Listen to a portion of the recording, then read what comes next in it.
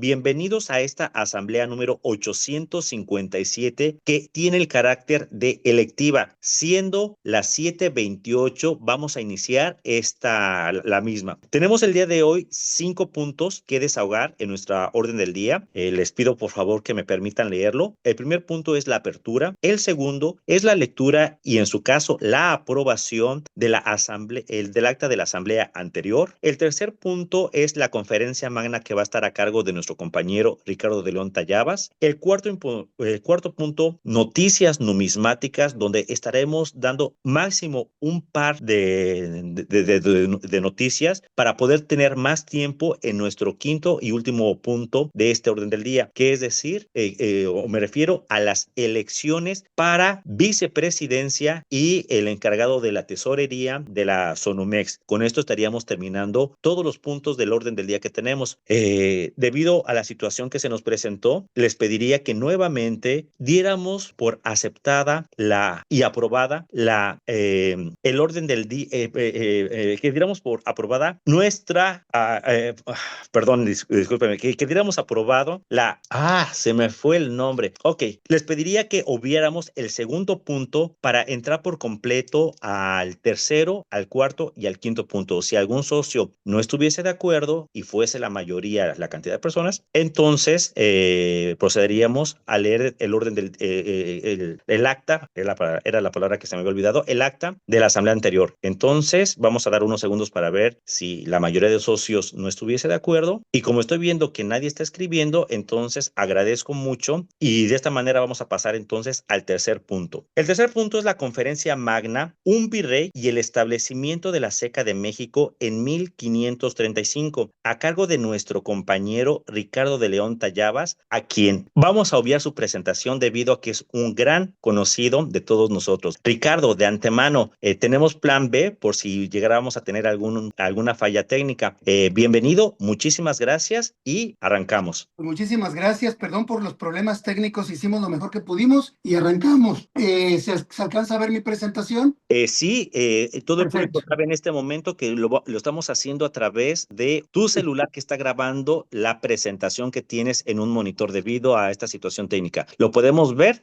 Adelante, Ricardo. Gracias, muy bien. Bueno, pues el día de hoy vamos a hablar justamente sobre el establecimiento de la Ceca de México en el año de 1536. Todo el mundo tenemos la oportunidad de ver monedas mexicanas y de alguna manera hemos tenido la oportunidad de averiguar más o menos cómo fue esta fundación, pero el día de hoy vamos a tratarla desde un punto de vista un poco más profundo, quizás no lo que alguna gente esperaría, porque el rigor académico es importante, pero también es importante hablar de las historias que vienen detrás de esta presentación.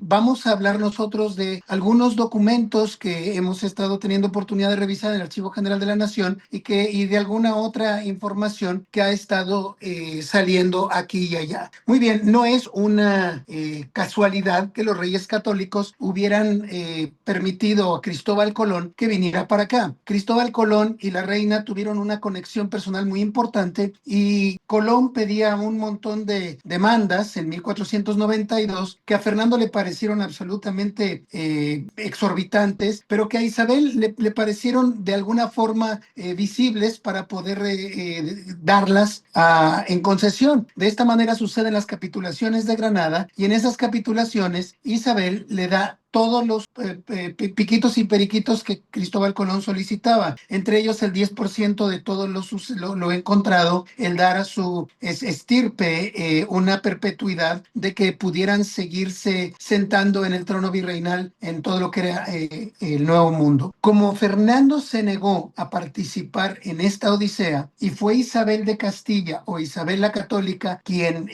dio la oportunidad de iniciar este viaje, todo lo que descubriera Cristóbal Colón iba para la corona de Castilla y no para la corona de Aragón. De ahí es que precisamente sale el escudo que usamos nosotros en las monedas y que todos vemos y que dista mucho de las monedas españolas, que tenían un escudo muy elaborado porque tenían en los dos cuarteles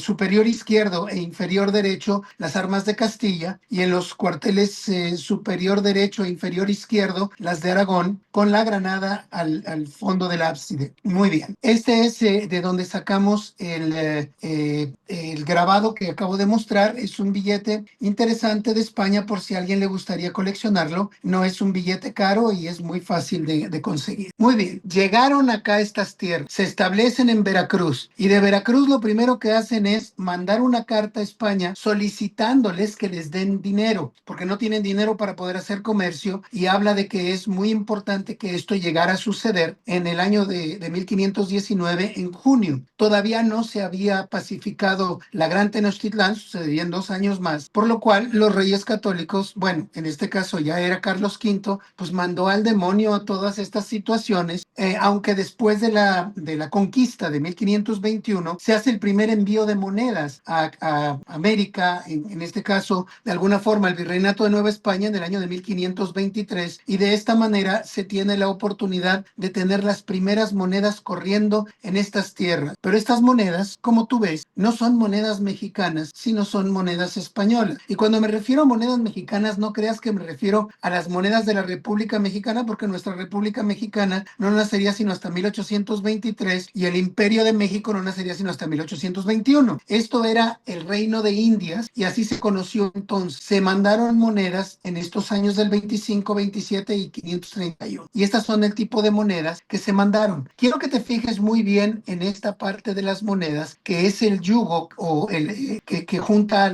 los bueyes en un arado, porque este yugo aparece de forma superior en la parte horizontal superior de la moneda central, que es de un real, pero en las monedas que nos mandaron pusieron las flechas y pusieron el yugo de manera vertical y arriba de la F la coronaron. Estas monedas se conocen como de la F coronada y son precisamente las que se enviaron a América. Tuvieron esta marca distintiva para poderlas valuar de diferente manera que las monedas hechas en España. Muy bien, esta redacción procede del cedulario de Puga y es del año de 1530 y para que no te tuerzas los ojos, aquí estoy más o menos poniéndote la redacción en un castellano contemporáneo.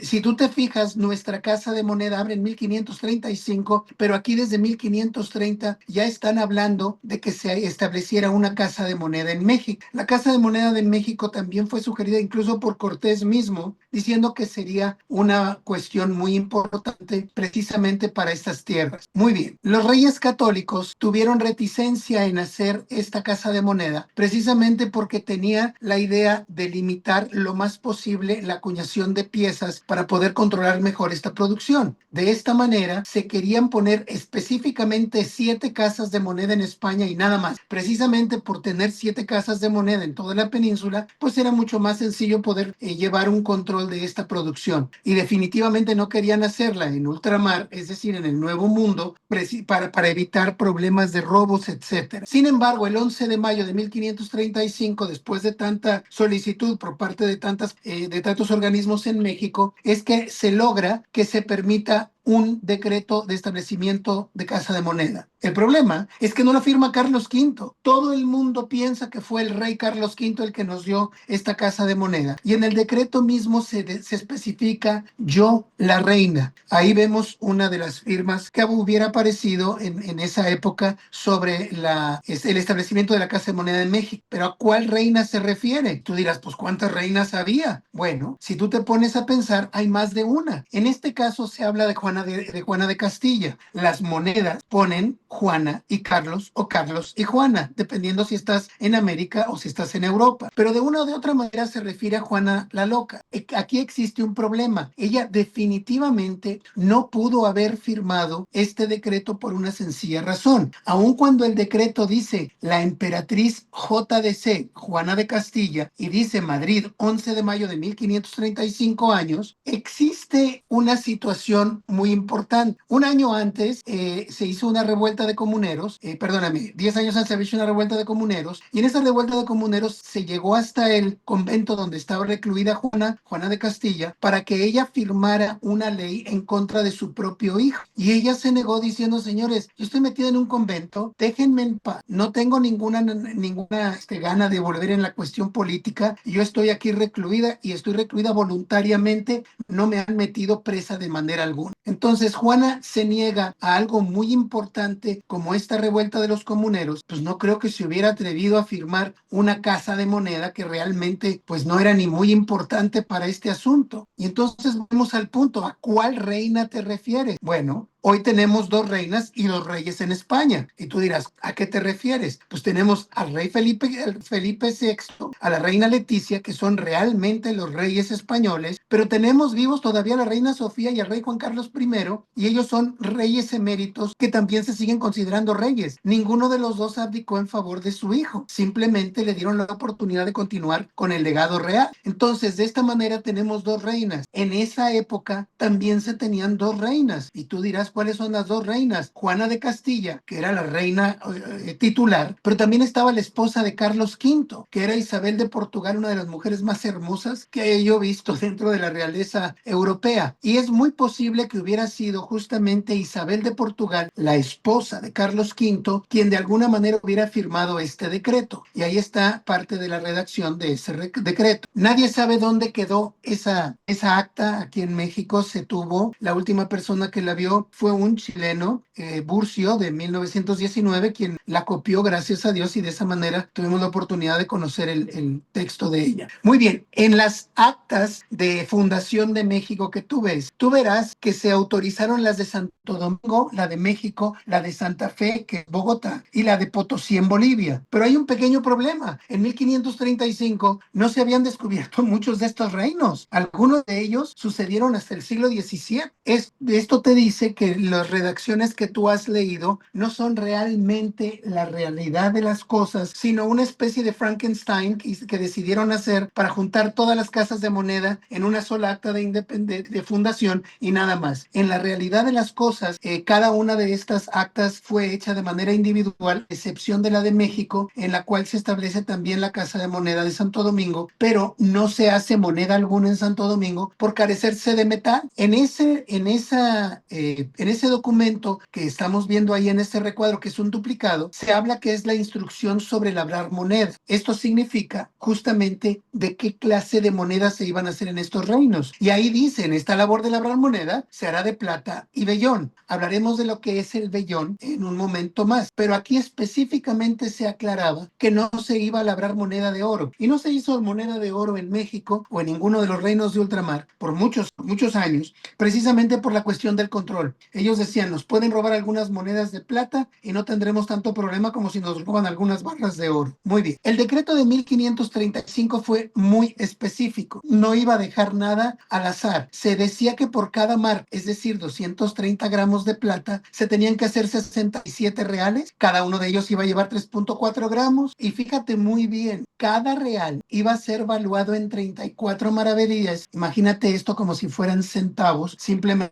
cuestión de logística. Pero allá en España iban a valer 44. No se requiere de mucha ciencia para saber que en España iban a valuar más los reales españoles que en México. Y eso se hizo de manera deliberada para que la plata mexicana o la plata del Nuevo Mundo se fuera a España, porque iba a valer más que en estos reinos. Todo esto se hizo precisamente pensando en la cuestión que nosotros no pensamos como coleccionistas, que buscamos el vericueto de la letra del ensayador, que a ellos poco les podía importar si era A o B, pero ellos la veían como moneda. Y precisamente como ellos veían esto como moneda, pues lo querían allá y no acá. Muy bien. Vasco de Puga especifica el 30 de mayo de 1535 que ahora las monedas iban a valer lo mismo en España que en América. Y tú dirás, bueno, pues entonces ya se había arreglado la cosa. Sí, pero recuerda que esto fue en mayo de 1535 y todavía no llegaban las noticias de que se iba a establecer una casa de moneda en México. Porque si tú te fijas, el decreto se dio, si bien en el 11 de mayo de ese año, no llegó el virrey sino hasta octubre de 1535, como veremos a continuación. Este cedulario de Puga te dice específicamente que ya se gastaban monedas en México mucho antes de que se estableciera una casa de moneda. Y esto echa por tierra el decir de algunos que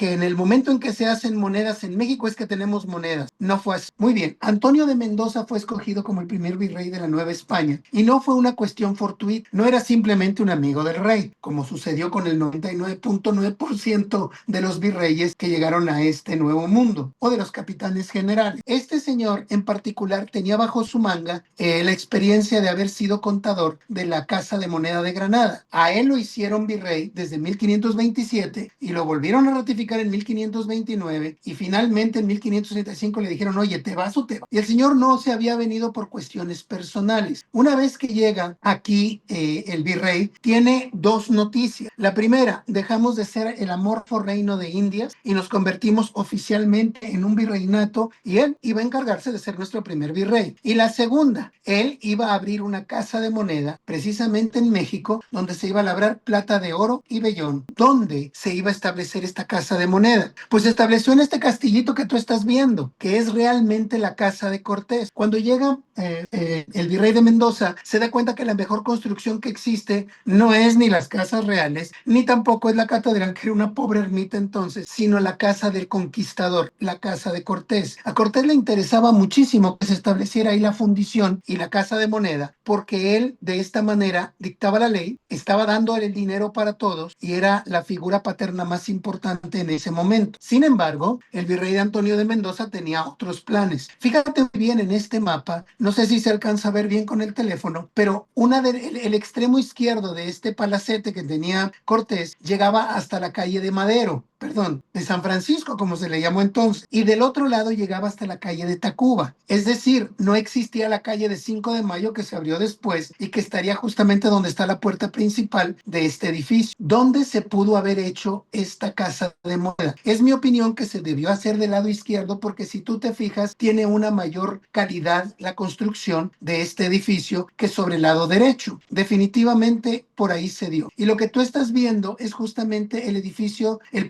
edificio del Palacio del Nacional Monte de Piedad, en contraesquina de la casa de la catedral, y es ahí donde se acuñó la primera moneda en América. Si tú vas a la Ciudad de México, es imposible que pierdas este palacio. Está en contraesquina de la catedral. Así es como se ve ahora y así es como se veía entonces, más o menos. Muy bien. Existe un documento importantísimo en Francia, el número 298 del Fondo Mexicano, que llaman las escritos sobre las minas de oro y de los pesos de Tepuztli de México. En este documento se establece exactamente la fecha en que se acuña la primera moneda en el Nuevo Mundo. Esta fecha se habla que el 14 de noviembre empezaron a hacerse los trabajos para el inicio de la Casa de Moneda y que la primera moneda se hizo el día 1 de abril de 1536. Esto también echa por tierra la idea de que fue el 11 de mayo de 1536 cuando se hace la primera monedación. Sería importante, y de esta manera hago un llamado a la Sociedad Numismática de México para empezar a mover la fecha de nuestra semana numismática de la primera semana de mayo a la primera semana de abril, precisamente en base a este documento, porque lo señala directamente como el inicio de la acuñación de moneda en México. Muy bien, ¿cómo sabemos que las monedas son mexicanas? Se le puso una letra M por México y de esa manera se sabía que era mexicana la moneda. Cuando me refiero a mexicana, me refiero justamente a haber sido acuñada en la Ciudad de México. En esa época, llamar a alguien mexicano hablaba de decir que era justamente de ahí, oriundo de esa área, como hoy decir tapatío, oriundo de la ciudad de Guadalajara, o regio como un servidor, oriundo de la ciudad de Monterrey. Es imposible que alguien diga es regio y se refiera a Baja California o a Yucatán. Es lo mismo que sucedía entonces. Muy bien. Se ordenó que se pusieran 2 columnas. 3 nombres se conocen de esta lista original de las personas que contribuyeron a establecer la Casa de Moneda en México. Se le dio 931 milésimas como pureza de plata para hacer estas monedas, es decir, 93.1%. El tallador o grabador de cuños se trató de un caballero de nombre Antón de Vides y él traía unos punzones provenientes de España. Tenía más o menos la idea de lo que iba a hacer de acuerdo a las directrices que se le habían dado en Madrid y de esta manera el señor hizo los cuños en México. Si bien el hierro lo trajeron de allá, los punzones los trajeron de allá, no abrieron los cuños muy posiblemente por razones de seguridad. Si de alguna manera estos cuños eran robados en el barco barco en tránsito o en Veracruz o en algún lado, ellos podían poner en riesgo el establecimiento completo de una casa de moneda en México. Las letras que él hizo son las que aparecen en tu pantalla. No se utilizaron todas las letras del abecedario porque no se utilizaron todas estas letras para hacer las leyendas en las monedas que se requerían. De esta manera ves cómo aparecen las leyendas con estos punzones. Carolus et Johanna Reges Hispaniarum et Indiarum en abreviatura, porque tampoco la moneda era tan grande. Y le pusieron separaciones, y esto es lo que dice en castellano: Carlos y Juana, rey y reina de las Españas y de las Indias. No es de España como todo el mundo lo trata de leer. Eran varias Españas. Y tú dirás, ¿a cuántas Españas te refieres? Pues a la España castellana, a la España aragonesa, etc. Las leyendas de estas monedas difieren mucho en un momento determinado entre unos y otros, y algunas de estas leyendas están registradas por un caballero norteamericano que en los 30 empezó a escribir un libro y lo terminó hasta los 50, de apellido Nesmith. Este libro se puede conseguir en la Casa de Moneda de México. ¿Cómo se hacía una moneda? Bueno, aquí ves cómo todas las casas de moneda tenían este modelo para poder hacer piezas. ¿Cómo empezaban? Bueno, pues empezaban primero por la plata. Estas originalmente se hacían en barra, pero una vez que se empezaron a hacer las monedas, las barras desaparecen y el metal o parte de ese metal se pone en crisoles para ponerse en los hornos y de esta manera empezar a derretir el metal. Una vez que este metal era derretido, se ponía en moldes para poderlos empezar a laminar, y la laminación se hacía a mano. Si te fijas, estos son rieles que hacían ellos a mano, y de esos rieles pues se recortaba la moneda con mucho cuidado. Ahí vemos una de las tijeras que se utilizaban y uno de los rieles de cómo salían cortados. Salían los cospeles, y de esos cospeles terminaban en la acuñación, y una vez que se acuñaba, entonces es que se convertía en moneda. Eventualmente era llevado al juez de balanza para que se fueran registrados pesos y medidas, etc. Una vez que esto era avalado, pues ya podía correr y circular. ¿Cómo eran los diseños? Estos son las monedas de medio real. Eran pequeñitas, tenían una K por Carolus o Carlos, una I latina por Joana o Juana. La M que se ordenaba se pusiera para que se supiera que fue hecha en México. Las dos columnas que ordenaba que se pusieran, que representaban el estrecho de Gibraltar, y una de las leyendas más poderosas que hayan puesto en una moneda, en mi opinión, plus ultra, más allá. Yo creo que esta expresión es la más audaz, la más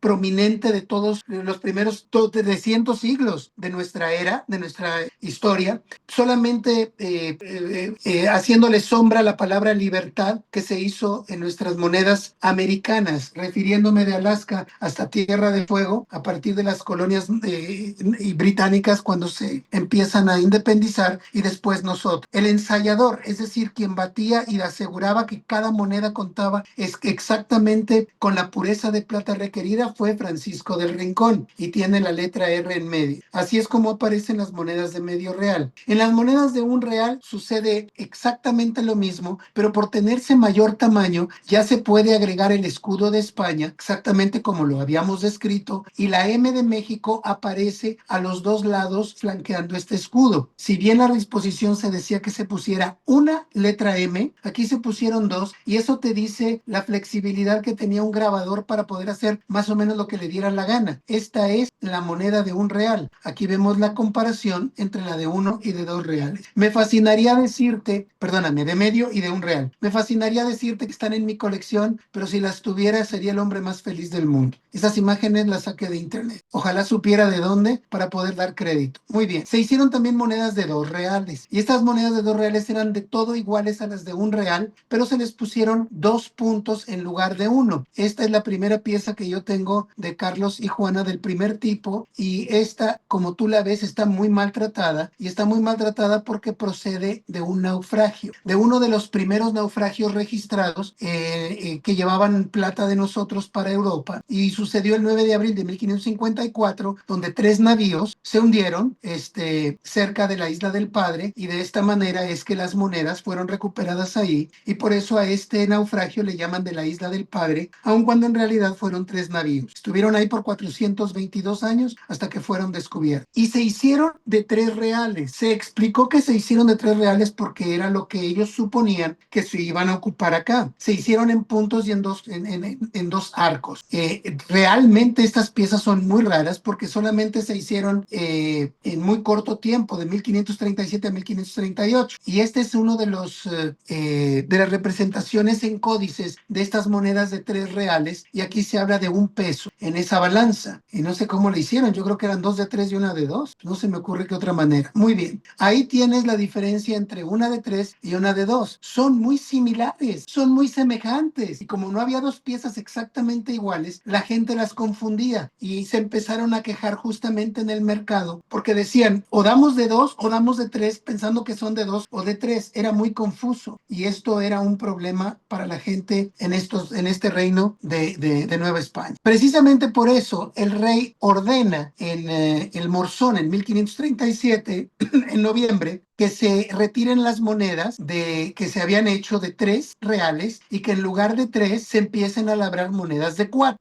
Aquí se habla precisamente de que pues hicieron lo mejor que pudieron y ahora que se dan cuenta que ocasionan un problema, pues que no pasa nada. Se retiren las de 3 y se hagan de 4. Estas son las piezas de 4 reales de Carlos y Juana de 1536 a 1538 y esta pieza es la única pieza que yo haya visto que tiene doble en letra de ensayador. RR, está en el Museo de la Asociación Numismática Americana. Muy bien. ¿Cuántas monedas se hicieron de acuerdo a lo que fue ordenado en 1535? Aquí está. La mayor parte de ellas se hizo de 1 real. Esto te dice que no es casualidad que nosotros tengamos como monedas de 1 real las mayores en cantidad y disponibilidad para nuestras colecciones. Aquí estamos hablando solamente de las que carecen de agua. Sin embargo, este patrón se siguió hasta que no se volvió a hacer otra recomendación.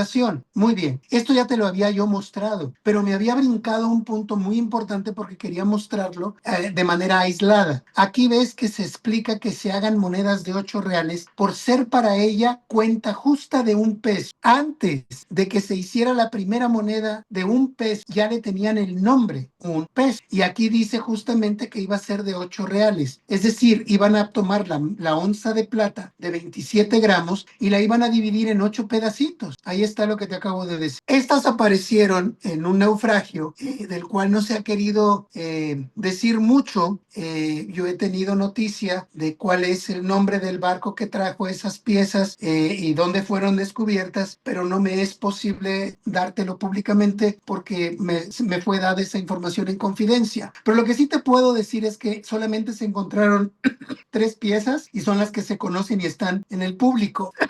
Perdón, estos 8 reales exclusivamente fueron hechos en 1538, no se hicieron más allá de 1538 porque cuando se hicieron por su tamaño y su grosor o se despedazaban los cospeles o se despedazaban los cuños y era un cuento de no acabar. Se hicieron algunas, se especifica en la investigación de Tello de Sandoval de 1542, que no viene mucho al caso ahorita mencionar, pero se dice que sí se labraron.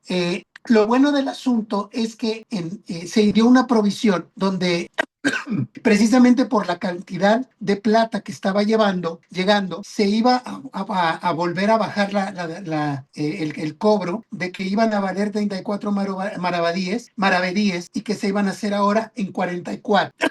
Entonces, en 1538, esto ya estaba corriendo a la par otra vez. Muy bien. El problema con esto es que cuando llegaba la plata española a América, se devaluaba por valer 34 maravedíes y allá nuestra plata valía 44. Como te decía, la idea era concentrar la plata en España y no en América, pero de todas maneras quienes hacían comercio pues se enojaban porque sus monedas se devaluaban al momento de llegar al virreinato de Nueva España. Muy bien. Una de las cosas importantes es que la Casa de Moneda de México, desde 1535 que fue concebida y hasta el año de 1734, creo, fue operada como una institución de índole particular. Es decir, el rey nomás recogía el quinto real y él subastaba todos los puestos y pues ellos no le importaba, al rey no le importaba mucho. Entonces se hicieron estas subastas de puestos y el problema es que estas subastas caducaban cada 2 años. Entonces, si la Casa de Monedas se empezó en 1536, pues todos tenían que salir en 1538. Todo el mundo sabemos que Francisco de Rincón fue el primer ensayador. El problema problema sucede cuando llega el segundo ensayador, y el segundo ensayador compra los derechos en contra de los deseos de todo el mundo acá en México, porque a ellos les tocó abrir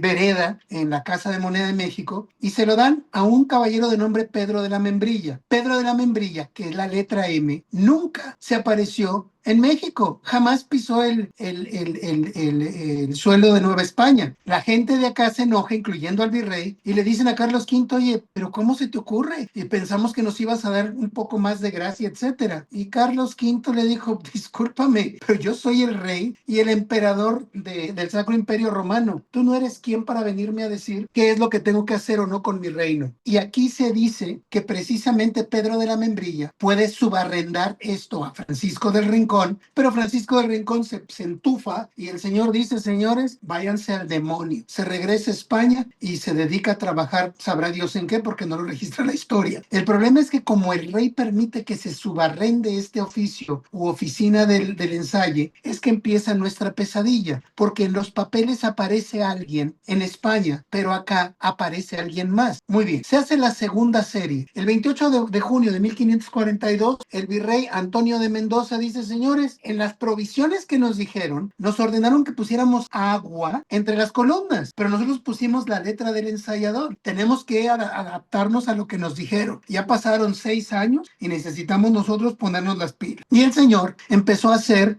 a que todos empezaran a hacer el nuevo diseño en base justamente a lo que se había ordenado. Esto, como te darás idea, pues nos dio la oportunidad de volver a hacer un poco más flexible el diseño que se ordena, y de esta manera llegamos a las monedas que tienen un diseño un poco más refinado, que son las que la mayoría de nosotros tenemos en nuestra colección. Sin embargo, he visto 2 veces un ejemplar de este tipo donde aparece una moneda de 3 reales en 1537, todavía con agua y con la letra R. Es mi opinión que lo que trataron de hacer fue un ensayo de cómo podría verse el diseño que ordenaban, poniéndose la letra R en el diseño mismo de las columnas. Sin embargo, yo creo que por cuestiones de viabilidad, esto no se hizo porque hubiera hecho que se hicieran grietas en el troquel. Era demasiado lleno de cosas eso. Y aparece la P de Pedro de la Membrilla en las letras, en las iniciales, y este Pedro de la Membrilla es el primero que es coleccionable, que no cuesta tantos miles de dólares. Esta es una pieza de 4 reales con las 2 M's a los lados del escudo. La pieza de 4 reales era un mundo de dinero. Para que tú te des una idea, y estaba yo platicando con los compañeros numismáticos de Oaxaca, un real de esta época le representaba a un muchacho de entre 12 y 16 años un mes de trabajo dentro de una mina como aprendiz, trabajando 14 horas, 6 días a la semana, siendo el único día de descanso el domingo, y eso porque tenían que ir a la iglesia. Muy bien, ahora ves con un poco de mayor perspectiva los pedazos de metal que tenemos en nuestras colecciones. Y aquí aparece nuestra casa, nuestra marca de seca, la MO. ¿Por qué se le puso la inicial y la final de la letra donde se hacía la moneda? Porque le dio la gana al virrey. El virrey no quebraba ninguna ley. Se ordenó que se pusiera una M y a él le dio la gana agregarle una letra más, una letra suplementaria. Oye, si le quiso poner una O, qué bueno. A la corona no le importó mucho mientras llevara la M de México. Hay gente que erradamente dice que se le puso una O para distinguirla de la Casa de Moneda de Madrid. Y esta moneda podría darte ese aval. Esta moneda fue hecha en Madrid en el siglo XVI y tiene el monograma de Felipe II. Y ahí podrías tú decir, bueno, ahí está la M de Madrid y aquí están las 2 M's de México. Ahí está. Teníamos razón y por eso se le puso la O. Pero pues tienes una pequeña falla con esta situación. El problema es que en todo el siglo XVI Madrid no tuvo una casa de moneda. Fue cerrada en 1474 y abierta en 1617. Entonces mi pregunta es, ¿cómo es posible que haya una moneda madrileña hecha con la M junto con la de México? Y ahí te va la respuesta. Hay una revista que en esta referencia documental que te estoy dando, de 1993, habla precisamente de qué es esto. Se hicieron 2 experimentos para abrir una casa de moneda en Madrid, particularmente después de que se utiliza ya como cabecera del reino. Y estos dos fueron hechos, uno por Miguel de la Cerda y el otro por Diego de Astor, y se hicieron los dos experimentos en las casas de Giacomo Trezzo. Si tú te fijas en la moneda que te estoy mostrando, no es una O, es una letra C de un punzón partido que parece una O, pero es la C de Miguel de la Cerda. Y estas piezas se hicieron en España. Fíjate muy bien cómo aparece la cruz sin las bolitas de nosotros. Pues esta pieza es eminentemente española y sí existió, pero fue un experimento. La moneda es tan rara y tan difícil de encontrar que incluso en España, que fue donde yo adquirí esta pieza hace algunos años, se especificaba que fuera de México. Hazme tú el favor. Esto te dice que pues a veces al mejor cazador se le van la liebre. Esa es la letra C que estaba partida y que fue mal interpretada incluso por los catalogadores modernos. En fin, regresemos a México porque si no se nos dan las dos. Aquí vemos precisamente por qué aparece el escudo de Castilla en las monedas mexicanas, refiriéndolas como acuñadas en la Ciudad de México en lugar del escudo completamente elaborado que se hacía en España. Aún si se hubieran hecho monedas en Madrid, era imposible que se pudieran confundir con las mexicanas por la simple y sencilla razón de los escudos. Los diseños eran enteramente distintos. Bueno, ¿qué pasó con el cobre? Ese año de 1542, el virrey tomó la ventaja de utilizar su derecho de poder hacer moneda de cobre en México. Y esto sucede por el decreto real de 1535, que no utilizó sino hasta 12 años después. Y se empezó a hacer moneda de vellón con la ley reglamentaria. ¿Qué es el vellón? El vellón es cobre casi puro con un centavito de plata para que le dé a esa moneda el valor que se dice que tiene. A eso se le llamó vellón, pero tenemos un pequeño problema. En la Ciudad de México no se pudo hacer esta aleación. Se entendió que los tarascos de Michoacán podían hacer estas piezas y se les llevaron para allá, pero los tarascos no pudieron hacer la aleación perfecta como lo reglamentaba el ensayador de la Casa de Moneda de México, y entonces decidió el virrey hacer las monedas completamente de cobre sin plata. Esto ocasionó problemas porque eran monedas específicamente fiduciarias y les llamaron vellón sin ley porque no tenían plata, y pues empezaron las quejas al respecto de estas piezas por todos lados. Muy bien, también se hicieron monedas de un maravedí de acuerdo a lo que se dice en los papeles, pero nunca se hicieron para circular y menos se hicieron en cantidad suficiente como para llevarlas a un mercado siquiera en la Ciudad de México. En 1552 aparece la primera moneda de cobre en México. Su diseño era muy primitivo. Estas son de dos maravedíes. Estas sí circularon, aún a pesar de lo que se dice que fueron piezas muy raras, etcétera. Fueron piezas regulares, de las cuales sobrevivieron menos que las de 4 maravedíes, quizás porque ciertamente se hicieron en menor cantidad, pero no necesariamente porque fueran raras en la Ciudad de México en su época. Esta plata mezclada con cobre acabó en España en 1599 porque ya no tenía razón de ser con tanta devaluación. Muy bien, las de 4 maravedíes aparecen en 1542 y hay dos series, la temprana y la tardía. La temprana y la tardía se diferencian una de otra por el tipo de corona. Sin embargo, entre ellas también aparecen un sinfín de variantes con la MO, sin la MO, con una M, con el 4 representado, con los 4 círculos en cada lado del 4, etcétera. Hay muchas variantes. El que se ponga a meterse a hacer variantes en monedas de Carlos y Juana lleva toda mi felicitación y mi conmiseración porque vas a entrarte en camisa de 11 varas. Ahí se ven las coronas de las que yo te hablaba con la diferencia entre el tipo temprano y el tipo tardío. Son muy difíciles de ubicarlas del tipo temprano. Mi percepción es que sería una de tipo temprano por cada 25 o 30 de tipo tardío. Y eso me estoy yendo muy holgadamente. Muy bien, en el reverso aparecen las C en las piezas de 1552 como Charolus, pero te voy a explicar de dónde viene esto. Tengo una teoría, una hipótesis muy interesante. En latín clásico no necesitabas ponerle la H a la palabra para que sonara como K, pero en latín religioso, que es un latín de alguna manera deformado, se puede poner una H u omitirla y tiene exactamente el mismo sonido. Cristo, puede llevar la H o no llevarla y suena igual. Por eso es que en algunas pinturas del siglo XVII y XVIII aparecen H's donde no debería llevarlo. Y en el de tipo temprano tiene una letra K en lugar de las. Esas son las mayores diferencias en leyendas y en coronas de esa época. Muy bien, así es como se ven. Has de disculpar, pero no tengo yo un mejor especialista espécimen y me la vendieron por casi nada porque estaba la pieza totalmente destruida hace 40 años. Pero así es como se debería ver si hubiera tenido mayor conservación. La letra K es perfectamente reconocible porque los brazos son redondos en lugar de estirados o rectos. Ahí ves la diferencia entre la letra K. Esta pieza a mí me gusta mucho y fue el primer 4 reales que yo tuve porque tiene y presenta un doble golpe de troquel, lo cual es muy inusual. Obviamente pues no le pone mucho dinero de encima porque hay gente que lo único que hace es buscar los precios, pero lo que sí te puedo decir es que entre estas dos que son del tipo tardío, puedes ver que aparece la M en donde está la K y aquí no aparece la M. Aquí aparecen 4 círculos para representar los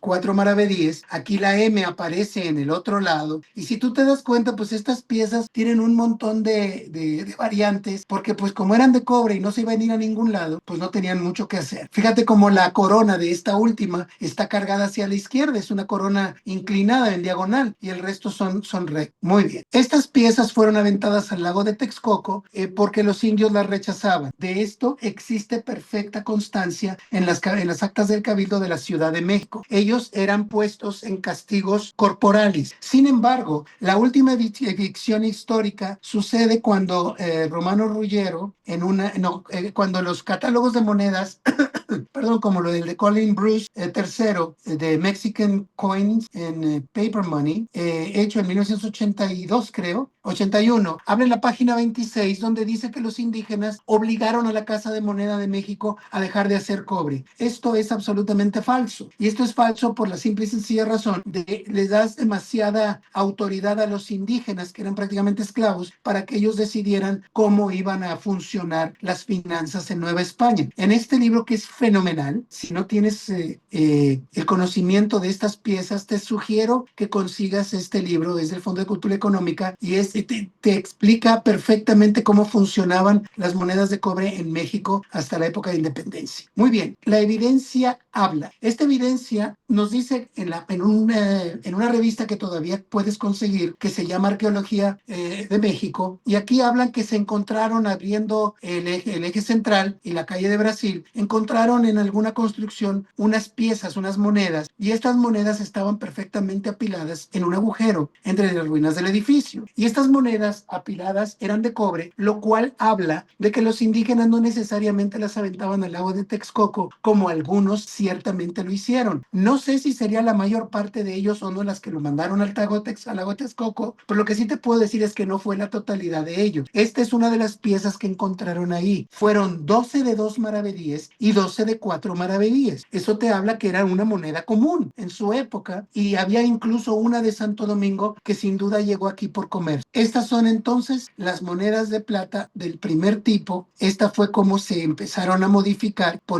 quitándole la letra del ensayador para que aparecieran el agua entre esas columnas como era ordenado. Aquí están ya las de tipo, solamente me falta la cuartilla de real, pero pues como te darás cuenta es prácticamente imposible tener una. Aquí aparece incluso una pieza muy interesante que fue subastada, una similar por Briggs and Bustos en sus subastas, que son la mejor subasta del país en este tipo de piezas. Y aquí se habla donde aparece la H, que también aparecía en las monedas de cobre, Carolus con H, y este es la otra cara. Esta pieza tiene un error en la redacción, dice Indiarum. Esta pieza yo la compré y cuando le eché la lente de aumento me di cuenta de este error un par de años antes de que se subastara la pieza en Briggs and Bustos, pero pues ahí por el puro precio se da uno cuenta de la dificultad con que se consiguen estas piezas. Muy bien, los ensayadores, antes de encontrarse los papeles de que Jorge Proctor se metiera de narices en estos papeles del siglo XVI, se tenían teorías o hipótesis al respecto de cómo era el orden de estas piezas. Ken Ponterio tenía esta lista de tu lado izquierdo y Nesmith proponía la de la derecha. Sin embargo, los dos estaban errados en un momento dado. A mí me gusta estas letras porque forman la palabra logra cuando las consigues todas. Hay una letra F que es muy rara. Yo no la he visto subastada más que un par de veces en 51 años. Y aquí están el que más se divirtió de todos fue Juan Gutiérrez, porque este señor Juan Gutiérrez hizo todos los inventos posibles en los diseños habidos y por haber. Y aquí vienen las fechas en que estas personas estuvieron siendo los ensayadores de nuestras monedas mexicanas entre 1541 y 1578. Estas piezas, estos ensayadores son los que aparecen ya con las monedas de la segunda serie o del tipo tardío. Fíjate muy bien cómo Luis Rodríguez y Bernardo de Oñate estuvieron entrando y saliendo, y es interesante porque puedes encontrar piezas L sobre O y O sobre L. Por las fechas en que entraron y salieron, pudieron haber sido por enfermedad, por alguna licencia que tomaran por viaje, etc. Muy bien. El establecimiento de la Casa de Moneda de México. Si tú te fijas, cuando yo te hablé de este tema, le puse 1536 a 1571. Sin embargo, en todos los libros y en todos los catálogos te dicen que sucedió en 1572. Esto es un error. Se tomó 1572 porque no se había descubierto documentación específica en el Archivo General de la Nación, en Simancas o en el Archivo General de Indias, donde dijera lo contrario. En España se hicieron las monedas de la nueva impronta o de Felipe II en 1570. A mí siempre se me hizo raro que llegaran hasta 1572 porque México siempre recibía la primicia de todo, no por otra cosa, sino por cuestión geográfica. Y estas piezas de 1571 son precisamente como te lo comento, no de 1572. ¿Cómo lo sé? Porque hay un documento donde se especifica que en 1571, el 4 de enero, que fueron recibidas las órdenes de Madrid, se dice que se acaben los cuños viejos y que se inicien los de la nueva estampa. Eso significa que así nuestra moneda empieza a hablar en Felipe II en 1571 y en enero, compadre. No fue en diciembre ni en junio. Muy bien. ¿Cómo sé que estas piezas se hicieron en ese año de 1571? Aquí hay controversia al respecto de estas piezas. Tú dirás, se ve medio raro este medio real. Este medio real seguramente no es mexicano y no estás tan lejos de la realidad, pero sí es mexicano. Ahí tiene la MO y la O de Oñate, pero está muy pequeñita. Si te fijas, esta pieza tiene algo muy, muy especial. La letra V, que siempre aparece entre la letra P y la S, es corta en México, pero en este diseño en particular está larga e invade la oquedad que existe del segmento superior de la P. Nosotros no la hicimos con una U, una V que invadiera la S y la P. Eso lo hicieron en Sudamérica y en España. Nosotros no lo hicimos así. Esto es lo que nosotros hicimos. La letra V siempre es muy corta y aquí está invadiendo en la de la izquierda. Si tú te fijas, incluso el diseño es un poco distinto porque la MO no la hicimos nosotros así y la O de Oñate en la pieza de la derecha es la larga, la grande, la gruesa que nosotros conocemos y no la pequeña que ocurre en el otro lado. Esta pieza, tengo yo intención, fue enviado un cuño de Madrid y de ahí hicieron esta selección de esta pieza. De la izquierda se conocen 8 ejemplares. Yo tengo la fortuna de contar con 2, esta que te estoy mostrando y otra que acabo de recibir en la Convención de la Ciudad de México. Y aquí vemos incluso el reverso de estas piezas. Aquí en estas piezas vemos que incluso se hacían errores. Lo correcto es hablar de Castilla y León y nosotros en algún momento erramos en poner los emblemas y pusimos León y Castilla. El error es la pieza del centro.